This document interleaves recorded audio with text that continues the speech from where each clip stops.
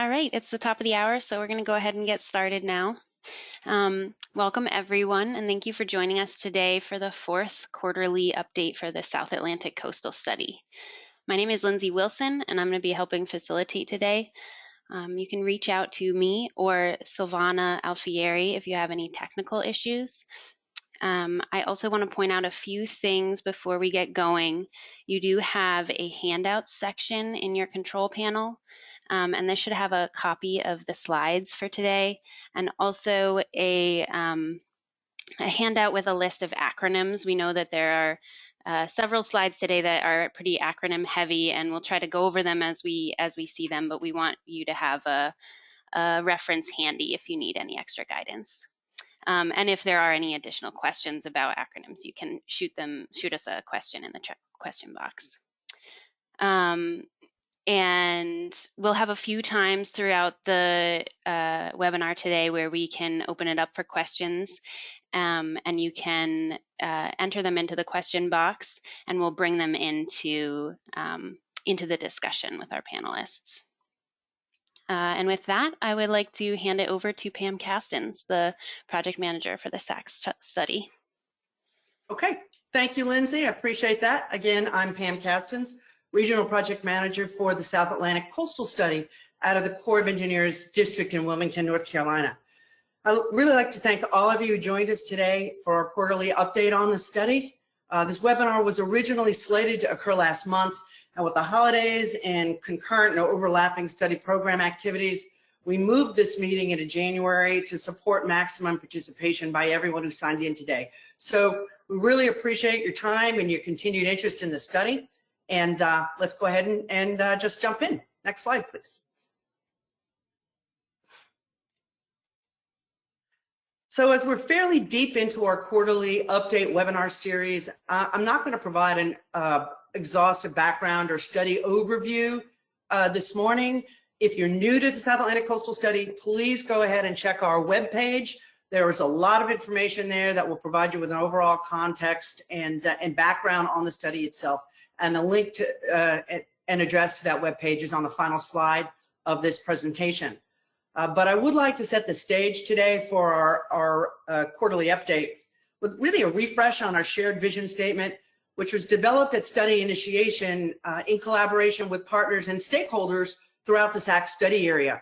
Now, this statement really serves to remind us of our end goal, that of improving our understanding of the risk picture from coastal storms under conditions of future sea level rise within the tidally influenced areas of our coastline from North Carolina to Mississippi, as well as Puerto Rico and the U.S. Virgin Islands. So using this improved understanding, our goal is also to support the development of integrated strategies to enhance resilience and reduce risk that involve all stakeholders within the affected areas. Next slide, please. So we use these webinars really as a means to provide you with regular status updates on study progress every few months. And our last meeting with you, I believe, is back in October. So with the wrap up of the focus area action strategy workshops in December, our team is moving into report production, review, and refinement. So as the team's focus shifts to developing the written products that capture their analytical findings and recommendations, we've decided to take this opportunity for these upcoming webinars, use them as a chance to really spotlight one or two of our technical products and offer you a deeper dive into specific report conclusions and applications. So today, Dr. Clay McCoy and Trevor Lancaster will be focusing on the regional sediment management optimization and sand availability and needs determination report findings and products, which include the web application that's now available to you through the SACS GeoPortal. Trevor's also going to walk you through the best ways to navigate that GeoPortal and access, in general, the SACS information as it comes online. Next slide, please.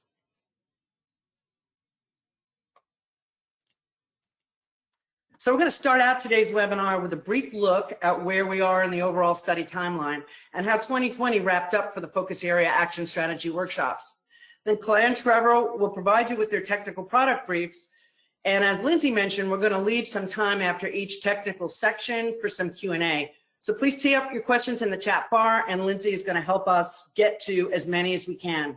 We'll then wrap up with a quick look at what's coming up next and what you could expect to see showcased in the next webinar, which is set for later on this spring. Next slide, please. Thank you. Now, most of you are aware that the South Atlantic Coastal Study team consists of a command center team working regional products supported by district teams developing state and territory appendices and focus area action strategies. Dr. Clay McCoy is the command center team lead for regional sediment management, and he's also the acting director of the Corps' Regional Sediment Management Center of Expertise. He operates out of our Jacksonville, Florida district. Trevor Lancaster is our command center geospatial lead, and Lisa Clark, who'll be also speaking today, is our command center lead for outreach and communication. Now, contact information for all of us can be found on the final slide on this presentation. Next slide, please. Lindsay, you want to handle our poll? Yes. So we are having a quick poll to find out who we have for stakeholders on the line today. I will release the poll in just a moment, but you'll notice there are options for federal agency, tribal, state and local agency, academia, non-governmental agency, and other. The poll actually doesn't have a spot for other, but if you don't fit into any of the other categories, you can type into the question box who you are and where you're from. So I'm going to go ahead and launch the poll.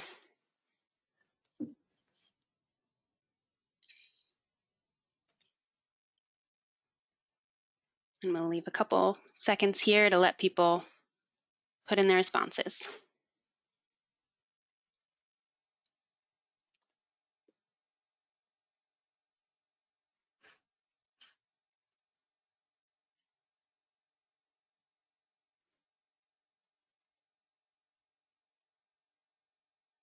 All right, I'm going to go ahead and close the poll and share the results. So it looks like we've got the highest with state and local agency. And we also have an additional person from the Trade Association, Florida Ports Council. All right, I'm going to hide it.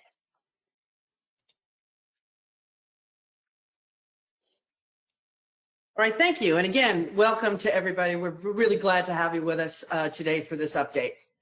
So many of you may have already seen this key products placemat slide in prior presentations and workshops, which provides you with an overview of SACS report products that are either available now or will be in the near future.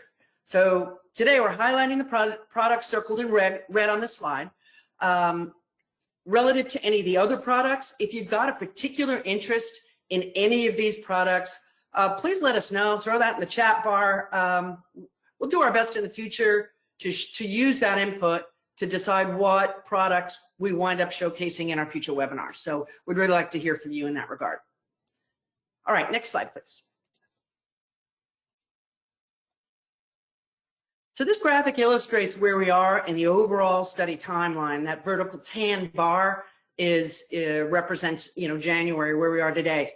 So as you'll probably recall, the South Atlantic Coastal Study is a 4-year study that was initiated in 2018 and scheduled to wrap up with final report approval and transmittal to our headquarters office in August of next year.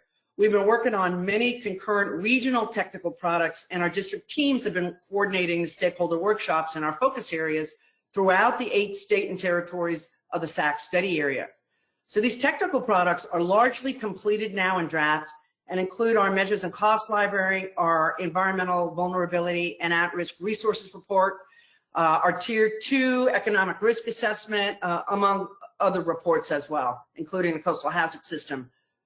These draft report products are undergoing review and finalization, after which they'll be made available through the SACS webpage, and coastal hazard system will be made available through our R&D arm, Engineering Research and Development Center in Vicksburg.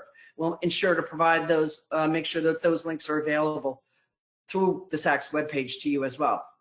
So primary team activities over the upcoming year will be focused on finalizing those products and getting the overall draft report product ready for posting and review in October.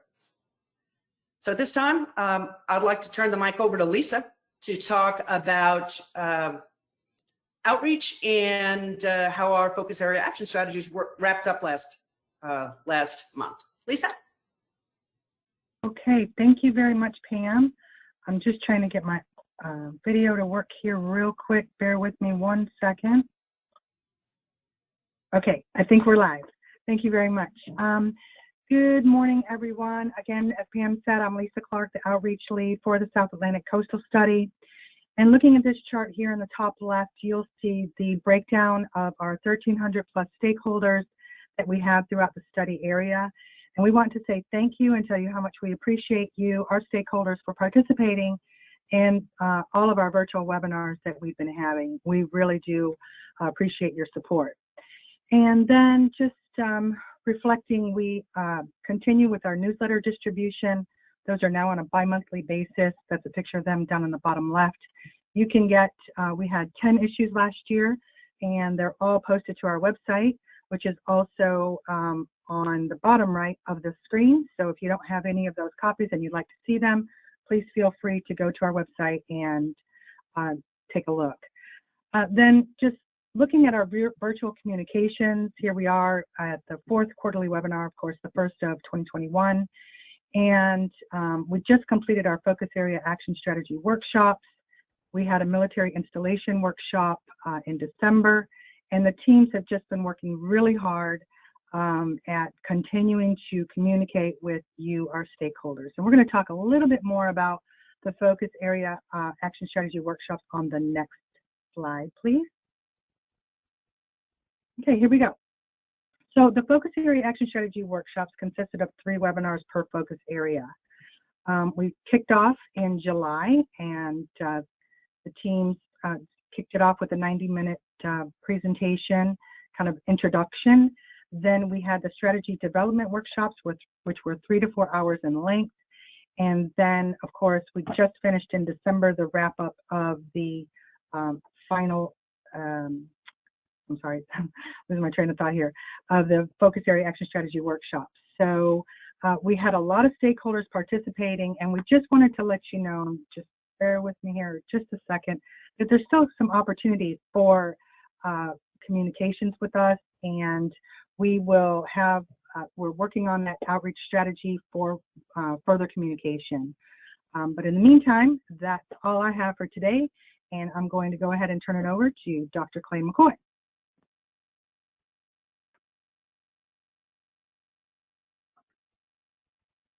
All right, can you hear me? Yes, we can hear you. All right, perfect. Okay, so next slide, please.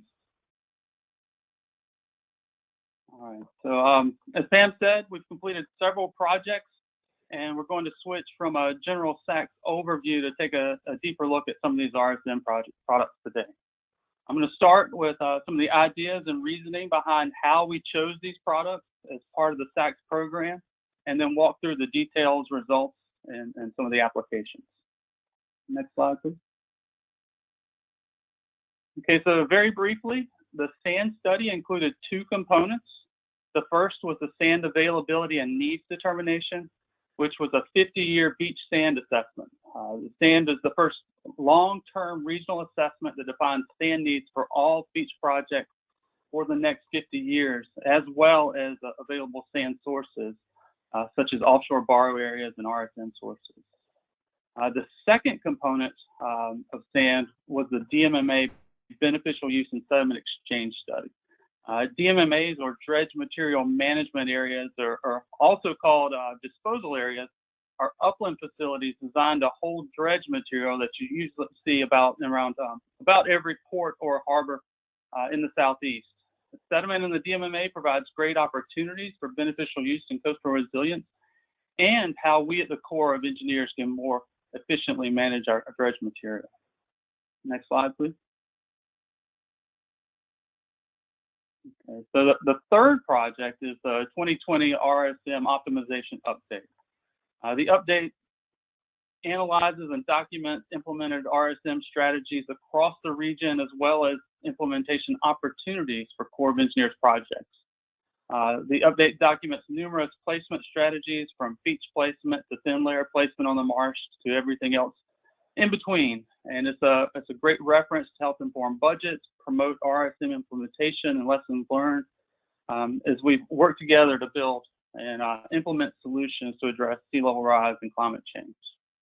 I do want to note that non-federal RSM projects were documented as part of SAND. So the combination of SAND and the RSM optimization should include all major RSM projects in the region. Collectively, we've completed a comprehensive assessment of RSM and sediment resources. With SAND, we've taken a true regional perspective to sand management, with the South Atlantic Division being the region in this particular case, with an emphasis on nearshore and offshore sand resources, which are an enormous component to the regional sand puzzle. With the RSM optimization update, we've documented all the RSM projects associated with beneficial use of dredge material. And with the DMFA beneficial use and offloading study, we're taking an additional step with RSM beneficial use and coastal resilience. We want to beneficially reuse all non-contaminated sediments if possible, and DMMAs across the region hold millions of cubic yards of sediment just waiting to be beneficially used to enhance our coastal zone. Next slide, please. Okay, so we spent a lot of time deciding what SACS should look like.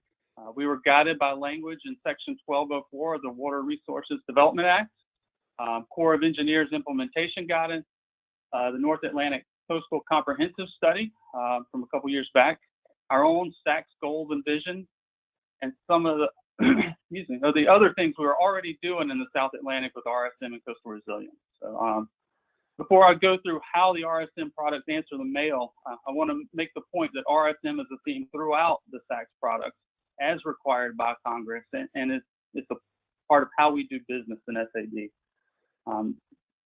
The measures and cost library includes RSM and nature-based features, and the state and territory appendices, as well as focus area action strategies, include RSM elements, to list a few. The first, we were told to identify risk and vulnerabilities of coastal areas within the South Atlantic Division. SAND is very effective and a practical resource to reduce risk. The availability of sand is a risk and vulnerability, and not only have we identified the risk, but we've quantified the risk with regard to available sand resources.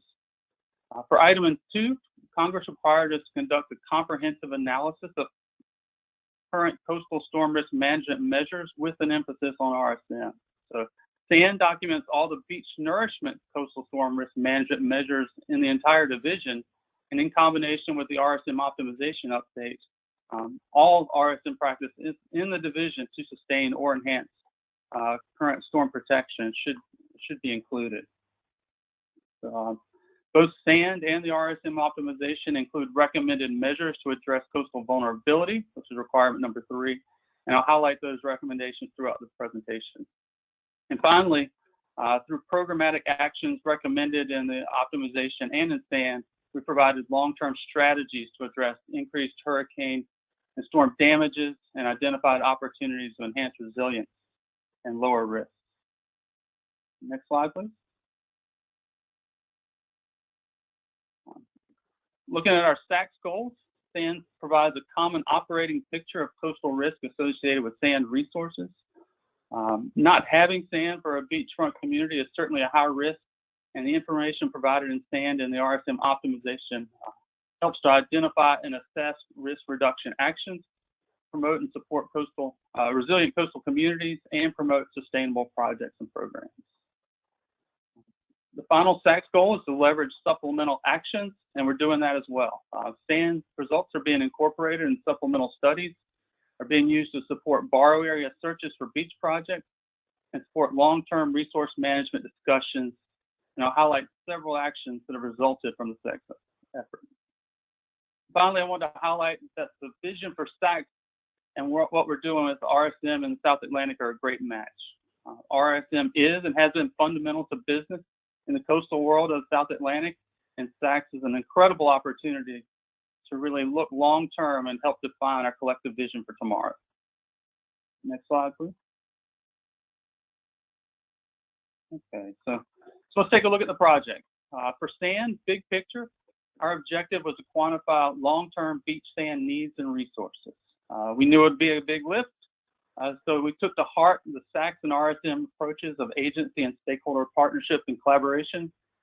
We had an internal team of subject matter experts, help from 12 state and federal agencies that manage coastal resources, and we also hired Taylor Engineering to help execute the project.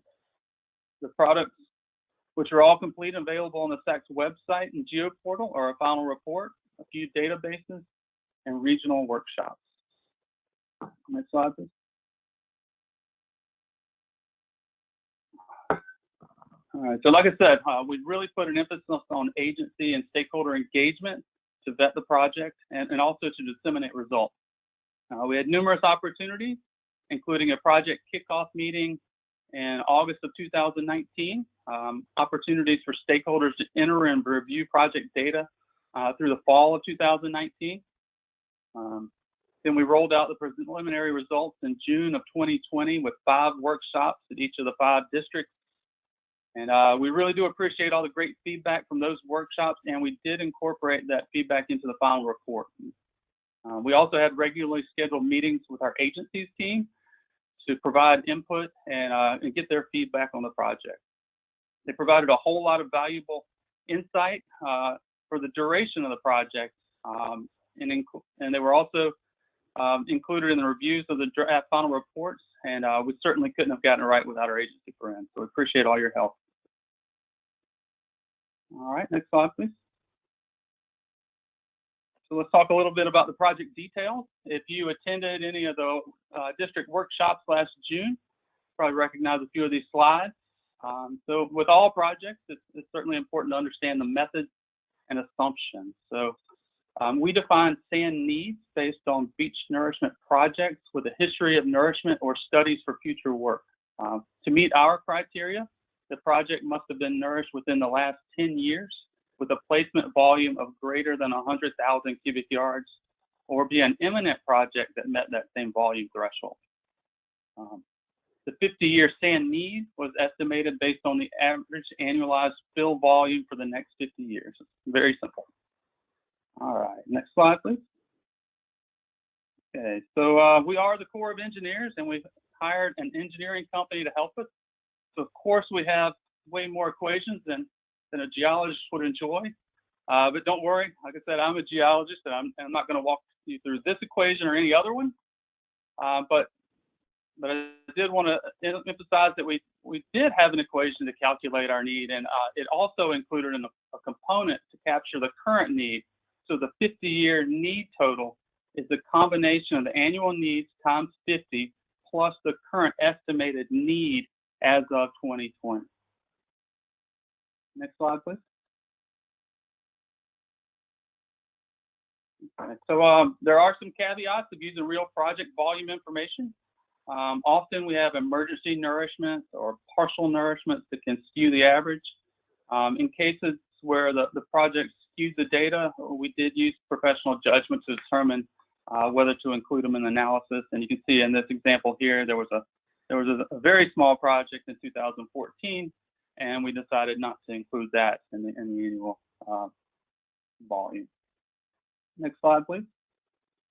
Okay, on the sand resources side, one of the biggest components to understand is how we define the borrow areas and the associated volumes.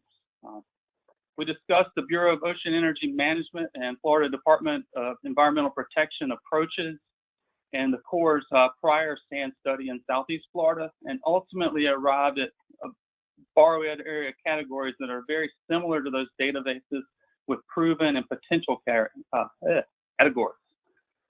Proven is essentially a permitted borrow area, and potential means you've completed preliminary analyses to confirm beach quality sand. We put a confidence factor of 90% on the proven and 70% on the potential, which means that we took the available volume data and multiplied by 0.9 and 0.7 respectively to get our final volume. For this study, we added the unverified plus category to distinguish between those areas hypothesized to hold sand versus areas that are hypothesized to hold sand and actually include some level of geophysical and geophysical data and geotechnical borings or samplings to support the hypothesis. And depending on the extent of the data, we applied a confidence factor of somewhere between 5 and 30% for those unverified plus. Next slide, please. Okay, so in addition to the other assumptions and caveats, we assume that all RSM sources would continue to fill at historical rates and average dredge intervals and the volumes were used for that. For the borrow areas, we did not account for hard bottom, cultural resources, or unexploited ordnance exclusion areas, or other dredging constraints. And this next one here is a real big one. Calculations were based on currently permitted or nearly permitted projects as of the summer of 2020. This means that we have not accounted for future projects and are likely underestimating the long-term need. We had no way of estimating what projects will come on board over the next several decades, and we just wanted to make sure that assumption was very clear. Finally, we provide the final estimates with no contingency and with 55% contingency, and that contingency includes borrow area inefficiencies, dredging losses, future project performance that includes sea level rise. So that's where we capture our sea level rise component in this 55% contingency. Next slide, please. Okay, so what else is in the report? We have regional, state, and county level maps that include beach projects and all sand sources. If you've attended a SACS or a sand presentation, I hope you've seen that map on the right there, the stoplight colored county map. It's, if you're in a county that is orange or red, that means you have a 50-year sand deficit. And if you're in a county that's yellow or green, you have a surplus based on the summer of 2020 data. Remember the map, it's simply a balance by county. And so it doesn't necessarily mean that if your project is in a county with a surplus, that your project has a surplus. And it doesn't mean that if your county is in a county that has a deficit, that your particular project has a deficit. You do have to look at the accompanying tables to assess your project level data. And so, but what that big picture county map does tell us is that every state in the Southeast and Puerto Rico have long-term sand resource constraints, and that sand availability is an enormous risk for coastal communities across the region. Next slide, please. All right, so here are the tables that support the sand balance calculations. The table at the top shows the Florida county level data that includes sand need with contingency, offshore sources, RSM sources, the volume balance, and percentage relative to the need. The county level table example here in the bottom there is Sarasota County, where we have a long-term deficit of 5.9 million cubic yards. And I'm highlighting Sarasota County because we're in the middle of two sand searches in Florida to address long-term needs. One is through the Jacksonville District, looking at South Florida, and the second is a collaboration between the Corps of Engineers and Bureau of Ocean Energy Management assessing resources offshore of Sarasota and Manatee counties. Everything's going well with those projects, and hopefully we can add some volume to the offshore borrow area columns in the next couple of months. Okay, next slide, please. There's some really cool databases and a web app that Trevor's going to demo here shortly, so we'll just plug in and move right along. Next slide, please. Okay, and recommendations. It was a really big project and an opportunity to collaborate with the coastal management community across the region, and we learned a lot. Quantifying an issue like sand needs is a big step, but we also felt it was important to provide some recommendations on how to address that issue. We feel that a coordinated regional effort with the agency, stakeholder, and industry is the right approach to tackle this issue. And there are numerous initiatives and groups focused on components of the sand issue throughout the region and nationally. And we support and encourage those types of efforts. Our actionable items include developing a prioritization of sand needs and strategies, to address deficits, which will certainly require a coordinated regional effort. And as part of that, we encourage keeping the SAND database updated, which is a great source of information. It supports education and outreach as names and faces in the beach management world change over the years, and it also helps to keep the topic visible to the decision makers. The other actionable item is to identify areas to increase efficiencies to maximize use of the available sources that we already know we have. So borrow area inefficiencies and dredging losses are listed as part of that 55% contingency, and there's certainly room for improvement there. And we also talk about some regulatory flexibility with beneficial use and nearshore placement. And regulations do vary across the different states in the South Atlantic, but those are, we feel that there are opportunities available. And next slide. Okay, so hopefully I've illustrated over the past several minutes that SAND is a great resource for anyone involved in beachfront management. Not only do we have a geodatabase of SAND needs and SAND resources, but we also have a documents database that provides all the references used to support the study.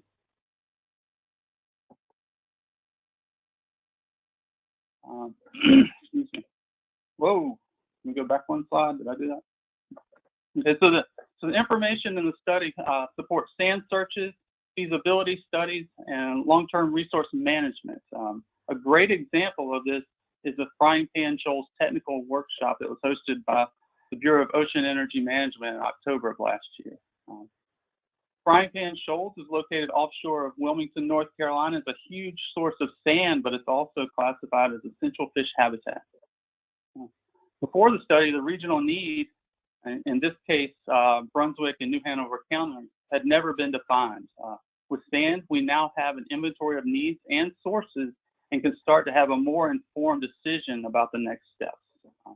We can start to quantify what it would look like if Frying Pan Shoals were to be used as a borrow source.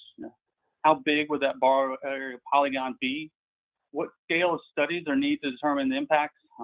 Is the scale of SAND needed to sustainable from Frying Pan Shoals? And maybe the broader question is, can we come up with a broader regional plan that sustains Frying Pan Shoals and supports the regional SAND needs? So it's really difficult to make informed long-term SAND strategies without quantifying the SAND needs and resources. And so now that we have this, we can really take the next steps in a more informed manner.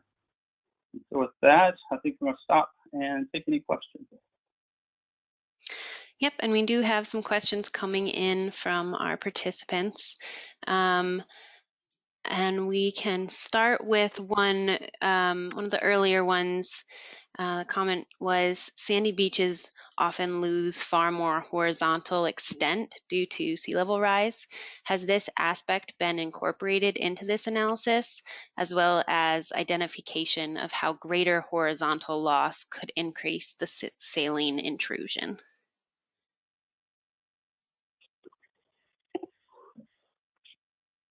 Hold on, let me hit my phone here. So you said horizontal loss? The sandy beaches often lose far more horizontal extent due to sea level rise. So has this been incorporated into the analysis and identification of how greater horizontal loss could increase the saltwater intrusion? Oh, and that's a really technical question. I don't want to get too much into it, but in general, we made some assumptions that when we looked at the 55% contingency, I believe the sea level rise component was estimated between, I want to say 15 and 30-ish% of that. Don't hold me to that, but that's how we characterized it in that general range as a percentage of the contingency. And we will be capturing all of these questions. So if there are ones that we need to elaborate on in future communication, we can do that too. So we had another, are SAND studies and projects allowed in the Virgin Islands? Yes, the Virgin Islands are within the area of responsibility for the Corps of Engineers South Atlantic Division and Jacksonville District. And we had a little confusion over the legend in one of the maps. He said the word available on the legend may be confusing to readers, may want to delete that word on the map legend. If someone were to just look at it, they might question whether it's a sand need or sand availability. So just making sure that we're clear on all of our wording. All right, we'll look into it. And we had another question for you to talk a little bit more about current and future sand searches. Okay. In general, I think that's part of the recommendations, and I think we're going to move forward with working with our partners to strategically do sand searches between the Corps of Engineers and the Bureau of Ocean Energy Management. And so that's the plan. We're gonna take this report. We're gonna look at these red areas and figure out strategies that certainly include sand searches. Not only include BOEM, which is our federal partners, but we're also going to reach out to the states that manage these areas as well, and hopefully pull the team back together and come up with some real strategies to do the sand searches that are needed and address these resource issues. Great, thanks. And we have another one. Are there any protections or prioritizations for borrow areas that are environmentally sensitive, like inlets or bars? Are they excluded from source amounts or classifications for environmentally sensitive sand sources?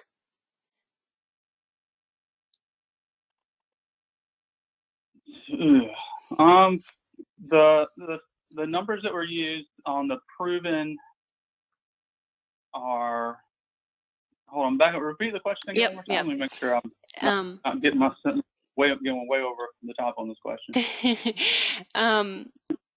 Are there any protections or prioritizations for borrow areas that are environmentally sensitive, like inlets or bars? Yes. Borrow areas are permitted by the state or BOEM in federal waters, and the environmental protections are incorporated in that process.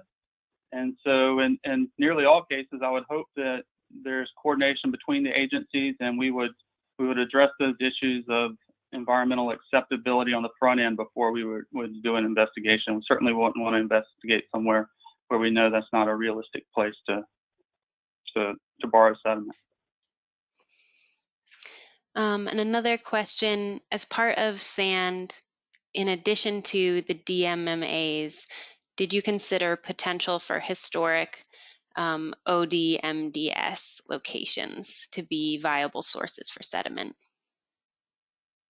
So ODMDSs are the offshore placement areas for dredge material. And in general, we hope that if there's beach quality sand in our channels, that we're putting it on the beach or in the near shore and not offshore.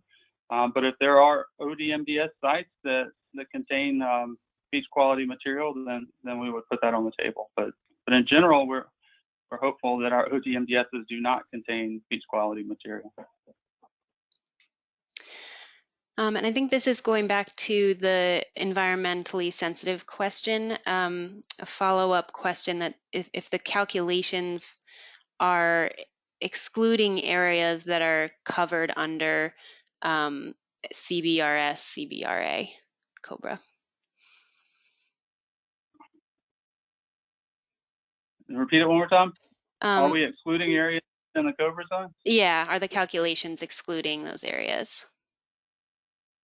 The RSM values used are based on historical RSM projects that we've done in the past, and so they're not new places. This is where we've done them in the past.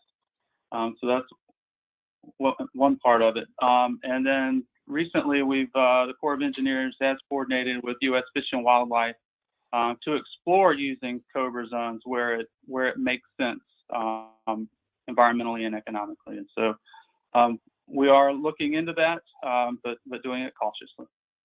Great. And we had a couple questions about the 55% contingency and trying to understand that a little bit better. Maybe you could just talk about that a a little bit more, and we can capture these questions that you can go back in and answer some of the more technical aspects. Oh, I should have dug back into it. I knew that was going to come up. But keep hold of that slide. I'd have to dig in my notes. I haven't looked into it for a while, but oh, there it was. Oh, whoops. Right there. Yep. Okay. So here's the question about that. Horizontal sea level rise volume. So sorry, it's 10 to 25%. And so this is how we broke out that contingency: 10 to 30% on inefficiencies. Our ability to dredge these borrow areas efficiently and get all the corners and things like that. And then 5 to 15% losses just as part of the process. And then that 10 to 25% on the performance, which major component of that is sea level rise. And anything more detailed than that, I'm going to have to hand it off to Barbara Nist, of our technical lead in the Jacksonville district, and Taylor Engineering. So we'll stop with that. Great. And I think we'll just do one more question before we get back into the presentation. And if I didn't get your question, we'll pass them along to the team to make sure you get an answer. But we had one that was, where can participants find past beach replenishment projects in the U.S. Virgin Islands? And maybe that is a more specific question that you might not know the answer to right now. So we can also look into that. The answer from SAND's perspective is to look in the documents database. So what Trev will show in a little while is that included with all the data the SAND needs on the beach side, and then availability on the sources side, we have documents, the fundamental documents, environmental assessments, and things like that to come up with those numbers. So if we do have information USVI, it will be in that database. If not, I'd encourage whoever to talk to the resource agency at USVI. Great, thank you. And all right. Lindsay? Yep. Lindsay, this is Pam. And Clay, I just kind of wanted to make a comment on the earlier question about the ODMDS. Clay, I know that you, as lead for the regional team, worked with all the folks in the districts in developing the SAND, doing the calculations and developing the SAND products. There are some ODMDS sites that do have beach compatible cells associated with them. I know that we've got one in North Carolina up off Morehead City. So I think your teams have considered those, but we can have a further discussion on it. I don't know how many of those there are, Clay, throughout the SAC study area, but I know that your teams certainly were tracking those. Yeah, we did. You're right, Pam. And it's on a regional scale, you have to make assumptions and compromises, certainly on the resolution. And so we focused on offshore RSM and then the SAND needs component. And so the ODMDS is not a huge component of the SAND, available SAND volume. So it, we prioritized it accordingly. But you are right. There are several of them with cells. And in the past, we have taken some beach quality material to ODMDSs. So that's essentially the logic behind that response. Thanks, Clay. Thanks, Clay. I'll move on to the next slide.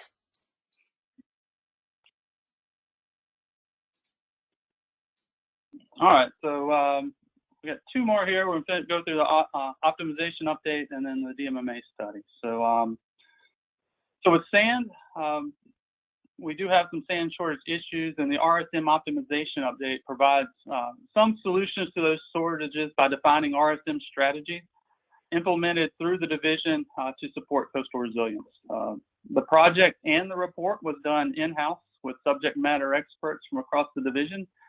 And I can say personally, it's the last report I'll ever write that's more than 100 pages. It was fun, but I don't want to do it again. All right, so next slide, please.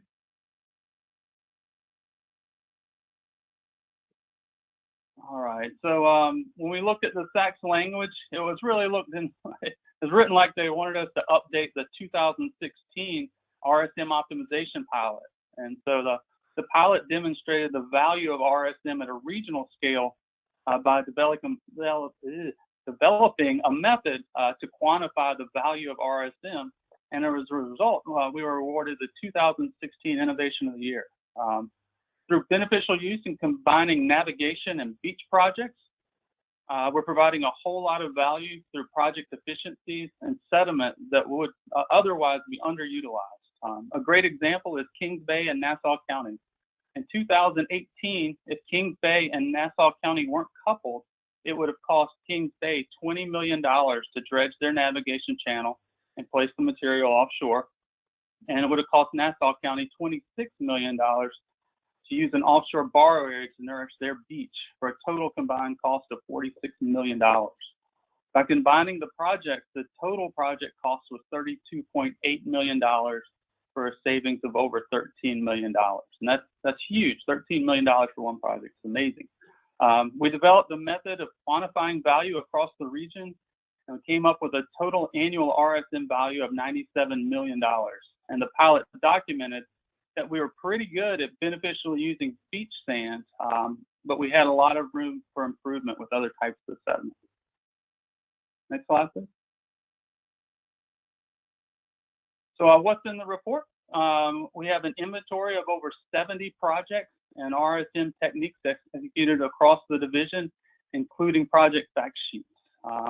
Highlighted placement strategies include beach nourishment, thin layer placement, open water placement and dispersal in the littoral zone, nearshore placement, and habitat creation.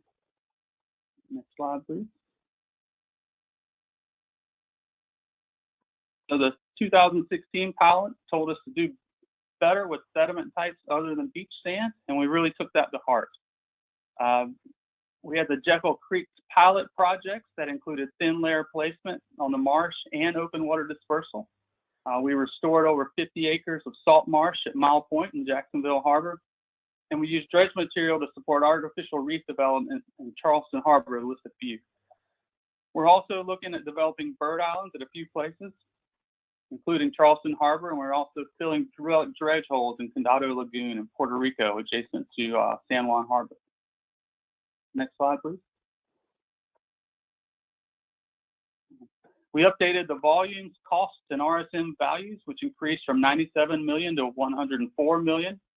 The Cooper River Rio Diversion project is still the highest value RSM project in the division, with Mobile Harbor and their subtidal thin layer placement as being the only two projects in the division with an RSM value of annual value greater than $10 million.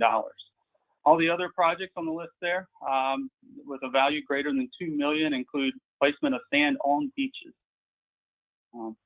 Folly River and Folly Beach is a great new example.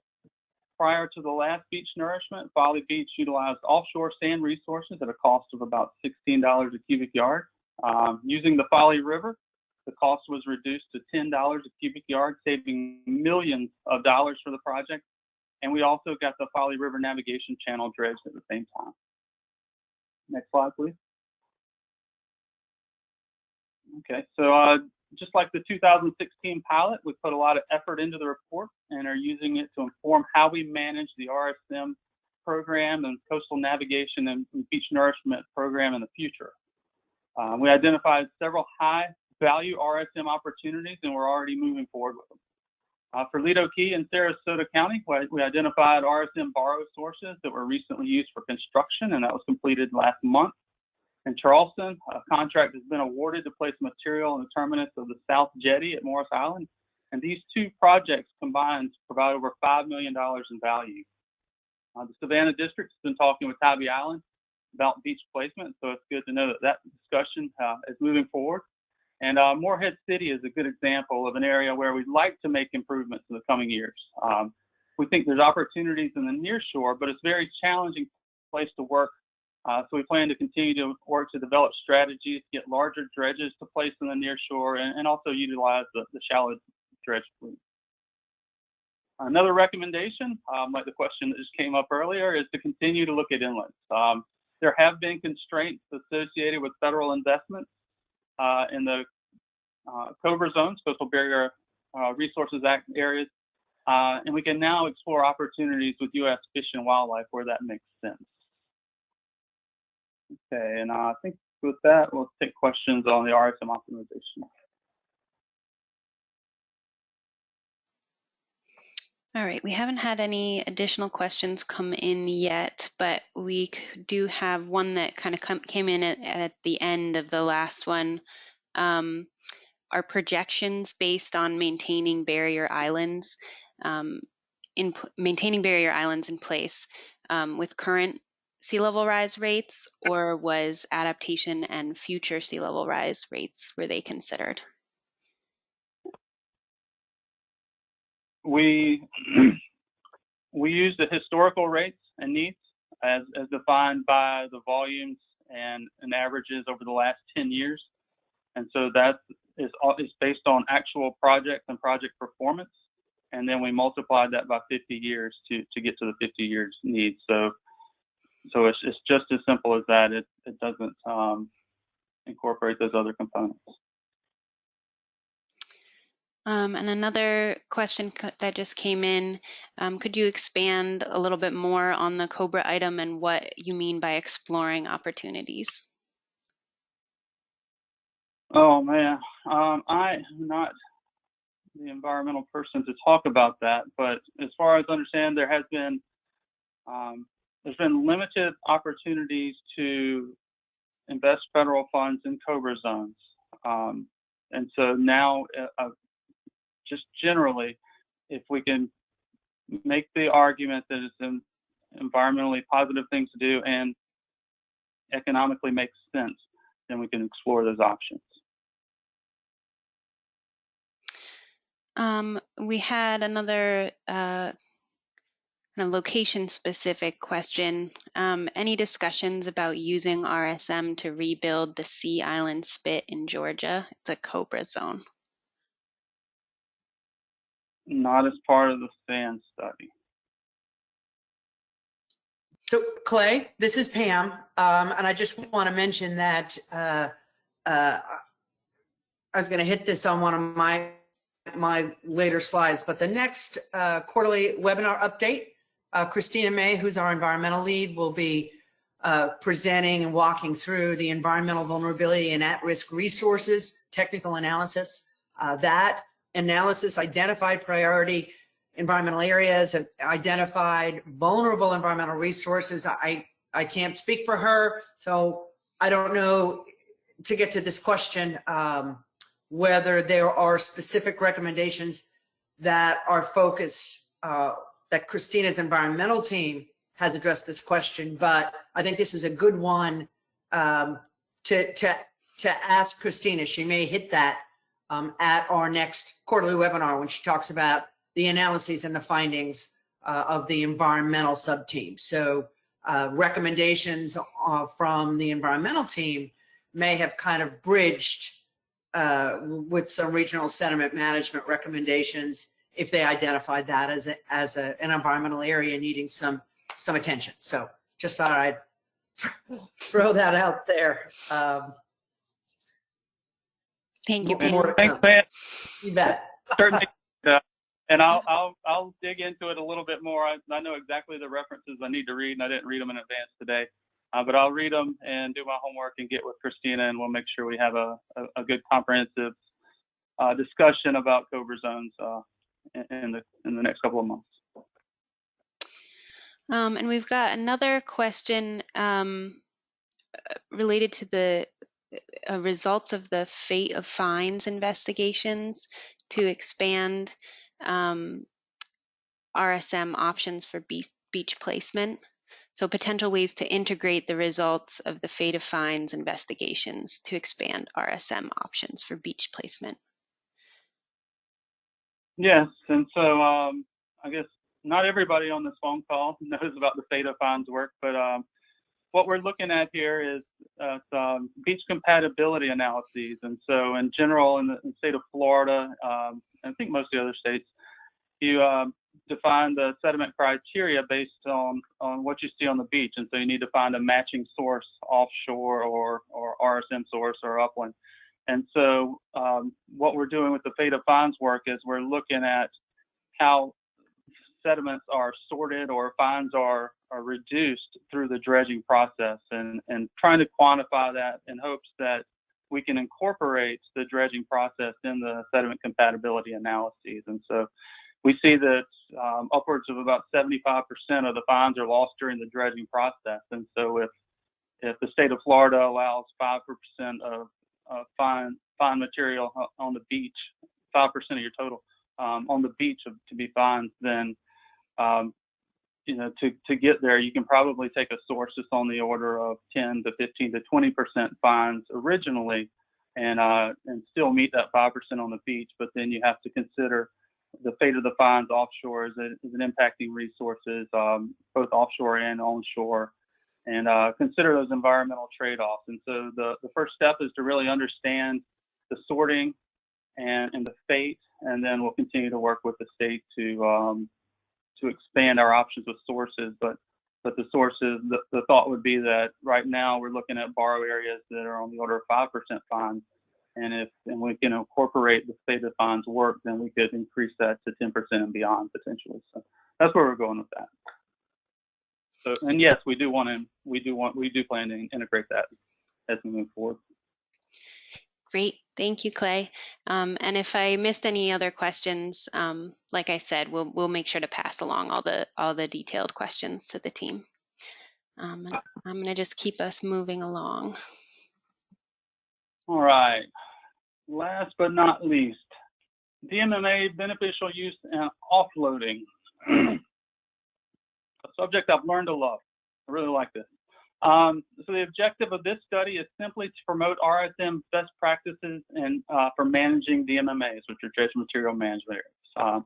The project was conducted with Taylor Engineering as part of the sand contract in coordination with in-house subject matter experts, and the products are a final report, database, and web app. Next slide, please.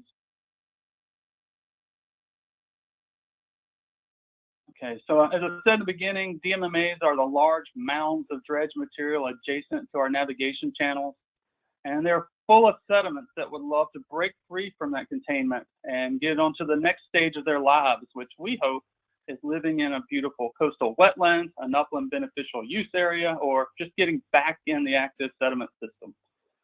We feel that, like I said earlier, this is an area where we can make great improvements to our navigation program and support coastal resilience. We have a few examples of success in the South Atlantic, and others in the region have developed effective beneficial use strategies. And this study is really a first step to define where we are and to provide some tools to help us take those next steps. We identified over 650 DMMAs in the South Atlantic, and after multiple rounds of screening, we evaluated 174 sites and defined an offloadable DMMA as upland, confined, accessible by road or barge, with limited site restrictions, and evaluated by the Corps of Engineers as having potential for offloading. Next slide, please. All right, so as far as what's in the report, we have a nice chapter on offloading and beneficial use concepts, and here's a nice beneficial use flow chart, including uses by sediment type. You start with a quick determination of whether a beneficial use project is economical. Are there on-site uses, which are generally the most economical? And you certainly need to know if the materials are contaminated and meet the testing requirements. If the sediments aren't contaminated, there are numerous uses defined for gravel and sand, all the way down to silt and muck. Next slide, please. All right, so just like the optimization updates, we included planning level costs for this study. I'd imagine most on this call are supportive of the vision of SACS and in coastal restoration in general, but most of us don't have a good sense of what these projects cost. And so estimating a budget for marsh restoration is beyond what nearly all of us do, but it's certainly important to understand the rough order cost of these projects and to help us make informed decisions at the planning level. For this study, we provided some nice tables looking at excavation, transport, placement, and mobilization costs for several types of placement strategies and mechanisms. And we also provide some transportation costs based on quantity and distance using some established references. Okay, next slide, please. All right, so we have maps and tables documenting the locations of all the offloadable DMMAs and associated available data, such as sediment type, offloading history, estimated capacities and volume, placement volumes, and frequencies, and accessibility. Next slide, please. All right, all of that great information has been incorporated into the website, and Trevor is going to demonstrate that to you in just a couple minutes. Next slide. All right, this is my last and final slide. I didn't go into the details here, but we do have some success stories, including Jacksonville Harbor and Manatee Harbor. The Florida Inland Navigation District does a really good job with beneficial use, and we plan to build on that. We have an interesting study at Kings Bay right now that's informing long-term management of their DMMAs. And Matt Schrader, Aubrey Hirschwin, and Kip Wilson that are part of the Jacksonville SACS team are leading an RSM study in Northeast Florida to develop a guide to using dredge material for estuarine restoration. So we're really excited about where we're going with all these SACS products and how they're defining the vision for where we're going in the South Atlantic. So with that, I'll take any last questions, and Trevor Lancaster will give us a demo of the web apps for SAND. Great, thank you, Clay. We had a question about whether there was any possibility to advocate for changes to regulations to allow for the use of sand from the Bahamas to use in to manage and preserve U.S. offshore sand. There are opportunities, but we are not advocating that for sand. Great. And is there a written report regarding the available, a written report available regarding the 650 DMMAs evaluated? We evaluated the 174, and yes, that report is available. It's the DMMA Beneficial Use and Offloading Study report, and Trevor is going to show you exactly where to find it here in just a couple minutes. Okay. And I think with that, let's just move into Trevor's to make sure we have enough time, and then we can circle back at the end if there's time for more questions. All right, thank you. All right, good morning, everyone. Trevor Lancaster, the geospatial lead for the SACS out of the Wilmington District. Lindsay, do you mind making me a presenter so I can share my screen? Here we go. All right. And can you see it okay, Lindsay, with the GeoPortal? We can see it, yep. Okay, great, thanks so much. So yeah, we're really excited to announce that our study's GeoPortal is now live. SAND is one of the first data sets that we're pushing out for the SACS. We do have a variety of web applications, but we do have the SAND data available for download. This is an ArcGIS Online open data site, which a lot of folks have become familiar with over the years. You have the ability to search for via category or indexes or tags, as well as we have dedicated site pages for each one of our SACS geospatial products. Today, of course, we're going to focus on the SAND product, but you also can review the Tier 1 risk assessment, Tier 2 economic risk assessment, and the environmental analysis as well. So if I were to click on this details here for the SAND page, I've already got it all loaded up. But here's our sites page for sand availability and needs determination. It's got a brief overview on some of the background information that Clay has given today, specific to sand. We have links to the summary report right here that will hit the full report. Stepping through, we also have, as I think there was a question in the chat, as far as the actual full downloadable file geodatabase, as you can find here. This is zipped up. It has all the feature classes, relationship classes, and metadata records for the entire SAND geodatabase. We publish these as services that I'll show in a second, as map services in some web applications as well. But I definitely recommend for desktop uses, or if you're really trying to dive in and kind of look through that whole database to obtain it right here. Similarly, for the DMMA offloading and sediment exchange study, we have that full geodatabase, file database downloadable right here at this button link. And also the report, supporting report is right here in the write-up. I think somebody asked that a second ago. So you can hit as many of the, we're trying to make as many of the resources available in as many different locations as we can, just to really get this information out there. Lastly, we've got a couple links to our dashboard and our web application. I'm going to step through each of these here in a second, but you can see a little brief write-up and access these all from this homepage. So with that, we're going to dive into the dashboard.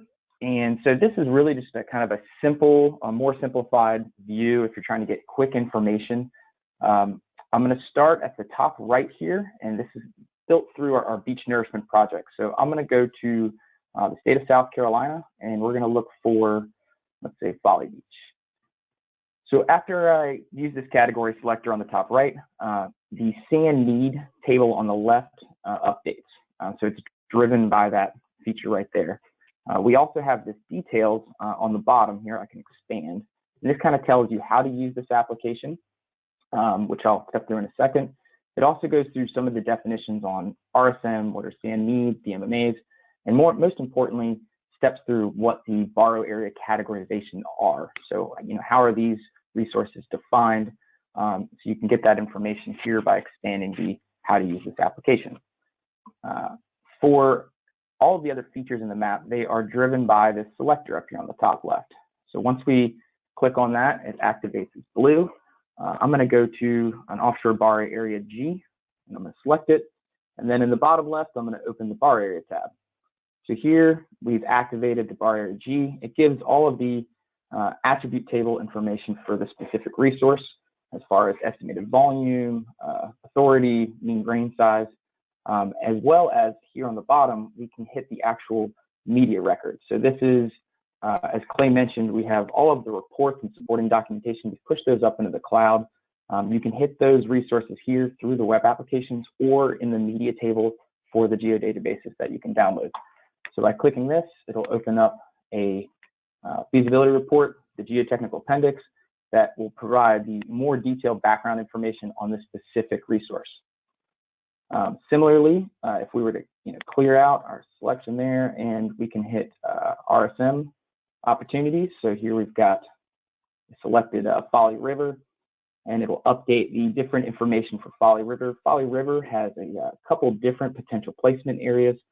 So if you tab through, it'll update either Bird, Key Island, or Folly Beach. So they're kind of overlapping geographic features there as well. And then lastly, if I go to DMMAs, I'm going to go over here behind Isle of Palms, and I can select these as well. We'll check out this 110S and activate the DMMA. And this will tell you as far as, what some of the background information on the DMMA, but most importantly, what are the beneficial uses of this material. So this one is material that's beach placement material, upland land development. So that you can find that information in the attribute tables. So now I'm going to jump over to our web application. So this is a more kind of full-blown standard web app for the sand data. So it has a little bit more functionality, and some folks might be a little more familiar with this kind of platform. In the About, we've got all of the links that I've gone through today. So in this top left here, you can find the sand report. You can hit directly to the geodatabase downloads, the DMMA offloading and exchange report, as well as the same write-ups and details. We have geolocators, so we can just search for Folly Beach, South Carolina, and it'll take us right here. I'm really just trying to show a few different ways to hit similar information. We can go back to borrow area G, and you can view via the pop-up, same types of information that come through, more similar to kind of a desktop client, but you can also find the media sources under the related records for the media table. A couple clicks, and you'll get to the hyperlink. So this is a one-to-many relationship class, and we can get the same information right there. We've got kind of your standard functionality. You have legends, layer stack, where you can turning on and off different layers. By default, we have unverified and unusable turned off just to kind of keep the map a little cleaner. Additionally, at the bottom here, we have a table view that you can expand. And this really steps through all of the different classes, feature classes, or excuse me, feature services that are depicted. So if you're trying to find out some specific information or really compare features one by another, you can do this and filter by the map extent or selections and things like that. The last piece of this I'm going to show is the ability to add some data. So we've had some discussions on COBRA zones. So if I just search CBRS, I can find an authoritative source from Fish and Wildlife Service and easily drop in the COBRA zones and then kind of pop back to the legend and see that these are, otherwise protected areas or system units here in the same exact area.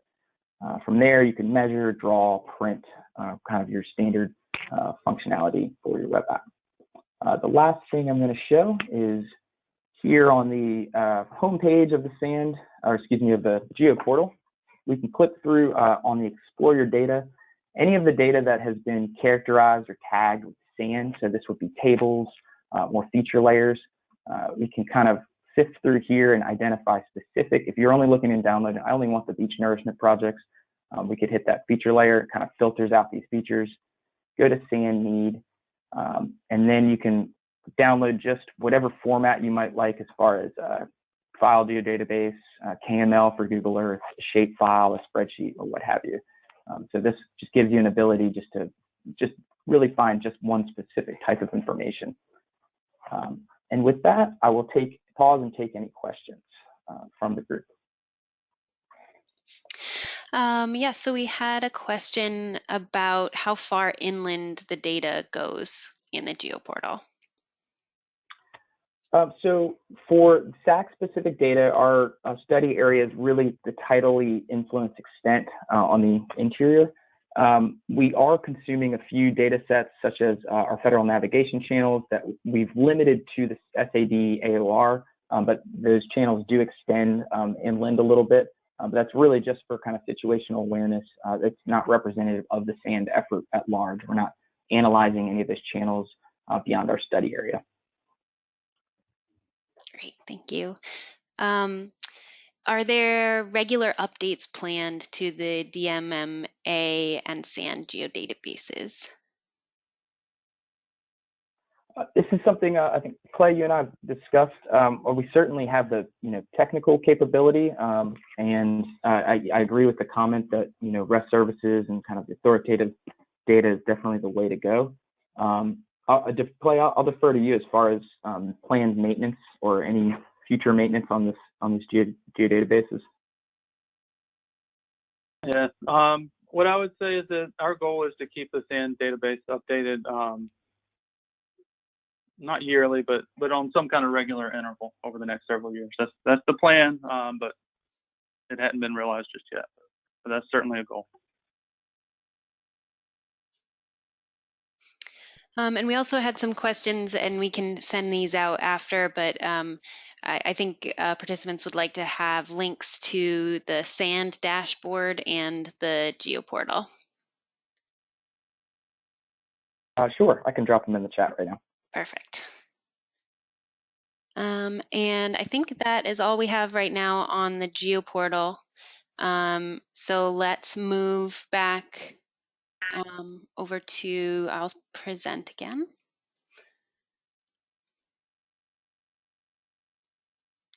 All right, so now we should see the looking ahead slide. Okay, thanks, Lindsay, I appreciate that. I really would like to extend my thanks to Clay. Clay, great job on that deep dive through the Regional Sediment Management Optimization Report, SAND Availability Needs Determination, DMMA study. So that was a terrific presentation. And participants, thank you for sending in your questions. As Lindsay indicated, if we didn't get to anything, we'll certainly circle back with you and provide and post responses. I also wanted to thank Trevor, that GeoPortal. He's done a terrific job on, in this context, we were talking specifically about the GeoPortal and the web application support for the products that Clay was talking about. The overall SACS GeoPortal continues to be developed, and products are coming online as they're finalized. Trevor is the creative genius behind that, so we appreciate his support as well. You'll be hearing more about other elements of the GeoPortal as we move forward. So what else is really around the corner for us? Well, as I mentioned, we're going to be working hard on report production in anticipation of getting our overall draft report product in front of you all this coming October. That'll be posted on our SACS webpage for about 45 days for feedback. Our coastal hazard system data will actually be going live to the public in April for Puerto Rico and the U.S. Virgin Islands, in June for the South Atlantic Basin, and in August for the Gulf of Mexico. And again, as we talked a little bit about, we're going to be working on a series of other technical products that are going through the process of being finalized and then posted. Christina May on our next webinar, that'll be in the April timeframe, I think, will spotlight the environmental vulnerability and at-risk resource report, and she'll probably have her overall environmental team there to support her, kind of walking you through some of those details. So if you've got an interest in that product, we really encourage you to join us again in a few months. We'll give you another snapshot overview update on where we are, and then we'll be highlighting that that technical report. Next slide. Okay, with that, I guess I'll just turn the mic, Lindsay, back to you, see if we have any other questions. I know we're getting towards the end of our time. We may have a few minutes, so is there anything else that you think we are able to address in the remaining few moments? Yep. Well, there's one comment we had come through a little while ago. In the Caribbean, the service has promoted the beneficial use of dredge spoil for filling in old dredge holes in shallow bays and lagoons. But it seems that the cost-benefit analysis always seems to outweigh the benefits. So this is more of a comment than a question. So that is maybe more of a comment for Clay. Yeah. Yeah, Clay, I don't know if you have anything more you want to say about that. Sorry.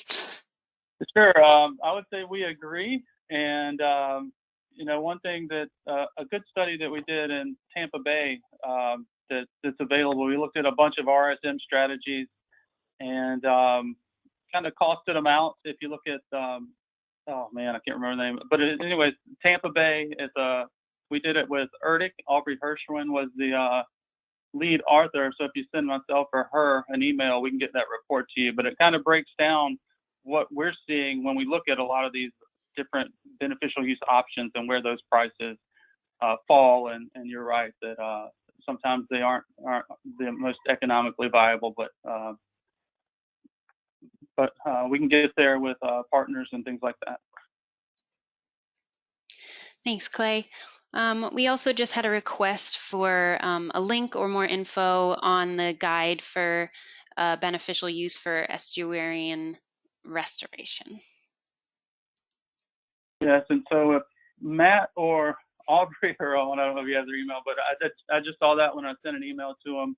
But that one is in the initial stages, and we can probably get that person on the email list, and they can learn more about the project. Great, thank you. I think that's most of them. There might have been a few I missed earlier on. If you do have any other questions. Oh, there's one coming in. Lindsay, I see one on, are there regular updates planned to DMMA and SAND geodatabases? We answered that one a little while ago, Sam. Oh, okay. Oh, yep. Good.